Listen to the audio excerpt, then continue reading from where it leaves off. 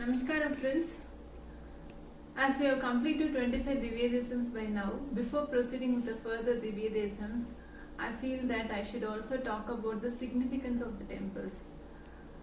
Why I have selected this topic 108 Divyadesam is, we know the benefits that we get by visiting the temples. So I thought I should reiterate the benefits, the significance of the temples before proceeding with the remaining Divyadesams.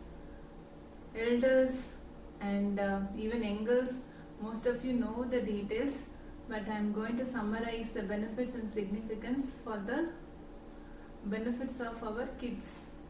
So if they hear this, they will get some more details than what we have already explained them. So that's the intention of my today's talk. So, our ancient temples, we know, so far the 25 Divyadesams I was talking, not only Divyadesams, even the Shaivites temples, any temples of our culture were so ancient that it was built during 800 AD.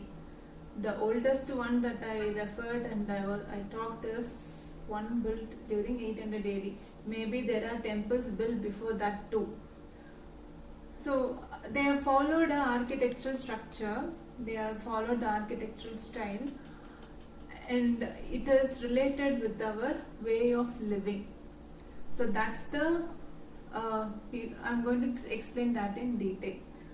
So humans, mainly we have 5 senses, right? So as soon as we enter the temple, before we start worshipping, we ring the temple bell, and that activates our hearing sense. And the well designed bell, if you observe, it produces Omkara sound. And the ancient temple bells is made of at least minimum 7 metals, and the sound of one ring lasts for 7 seconds. The echo lasts for 7 seconds, and it activates the 7 chakras of our body. Please observe all the 7s. So that is one thing. It activates one sense, hearing sense. And when you are worshipping the idol in the Garbhagraham of the temple, Gurukul does the Aarti, no? So we are seeing the fire.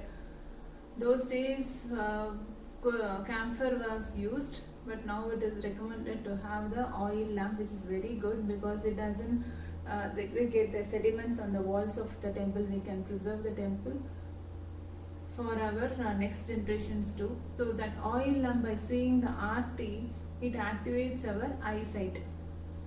The flowers that we offer, the bhaktis that we give, agarbattis that we light for God, the fragrance that are raised from the agarbattis and flowers, and even the camphor smell or the lamp, it has based on the oil that we use, that smell. All these fragrances activates our smelling sense. And after worshipping, after the Aarti, we are asked to touch the camphor, that is the fire, the Aarti shown to the God. In that way, our touching, the skin sense, touch sense is activated. And Tirtham is given, so our taste buds sense is also activated. How the worshipping methodology in the temple is linked to the way of life. These 5 are very basic things that it is needed for any human to survive without any issue, right? So this is how they link, mandatory things. And if you see the temple, 5 things we need to observe in any ancient temples. It will have the Vimanam, I say the Kshetram itself. I would have already quoted in one of the Divyadesam videos. The Kshetram, Vimanam, Sthala Vriksham, and then the Tirtham Pushkarni, and the idol. So these 5 will also represent water, fire, all the 5 basic elements of our cosmos. Sthala Vriksham we know how important the tree is. It gives oxygen. So that's the main thing for us to live in this earth, correct? So every ancient temple will have a Sthala Vriksham. So our culture shows, I mean, the temple of our culture is built in such a way that it is closely associated, very closely associated with the nature. I want to quote one temple for today. It is Kailasanatha temple in Kanjipuram. The innermost circumference, when we are doing innermost circumference, no, like innermost praharam around the Shiva Lingam, it will be a very narrow passage. We need to climb around 7 steps and then we have to crawl to enter the praharam, innermost praharam, to do the circumference. And similarly, while coming out of the praharam, we have to crawl and come out. It has two beliefs. One is those who complete this circumambulation would share the same blessings as visiting the paradise of deities, and it also refers to the rebirth which our culture has that belief. It is like coming out of the mother's womb. So with so much depth of details, this temple was built. Those who visited Kailasanathar, they can relate what I am telling now, and those who have not visited, it is in Kanjipuram. This COVID-19 issue will be resolved soon, and we all will start going to temples very soon. I believe that strongly. So when we get the chance, as soon as we get the chance of visiting the temple, when you are visiting this Kailasanathar temple, don't forget to take this circumference of the innermost praharam. There will be outer praharam also, where we can see lot of beautiful sculptures. The Gurukul explained the innermost praharam details. So this is just one temple I am explaining the significance. Likewise, as I said yesterday also, every temple has its own uniqueness. Every temple has its own benefits of visiting the temple.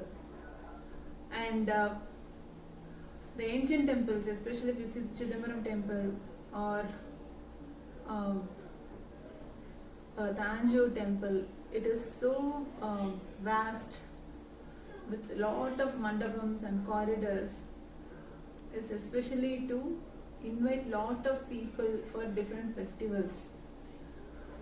Maybe I am talking about this topic in a wrong time where crowd is not allowed, but as I said, let us believe that this situation will change and we all can visit in groups and crowds very soon. That's the belief of people, and the architecture is built in such a way that it can accommodate any number of people all over the place, and they can stay there for any number of days too. That's how the corridors will be so well built. Having this many significance, why we will not visit temples, right? So we will visit temples and we should visit frequently. Reason is this electromagnetic on the Garbhagraham. The main thing I should talk about is the Garbhagraham, which is the innermost sanctum that is built in a place where there are positive energy is high. The ancestors identified such places where the electromagnetic waves vibration is so high, which produces the positive vibes. So that's the reason we have to leave our slippers outside and we have to enter the temple in a barefoot, so that we can observe those vibes in the main sanctum. And we do the circumambulance after taking Tirtham, no? So that is also to get the power of positive vibes that is generated in the Garbhagraham. So, because in such places only temples were built. Temples were built in a place where the water body elements will be there. Maybe if you see, a lot of temples will be near the Samudram, or all the Divyadesams I talked so far. The Chola Nata Divyadesams were all near the Kaveri bank, correct? So water bodies will be there. We can see animals' habitats also. It will be situated in such a places. So it is not that we have We have to visit once in a while. We have to visit the temples very frequently. That's the details I want to give about the temples. And now with this fulfillment of talking about the importance of visiting the temples, I'll proceed with remaining Divya Desams from 26 tomorrow. Thank you all friends. Namaskaram.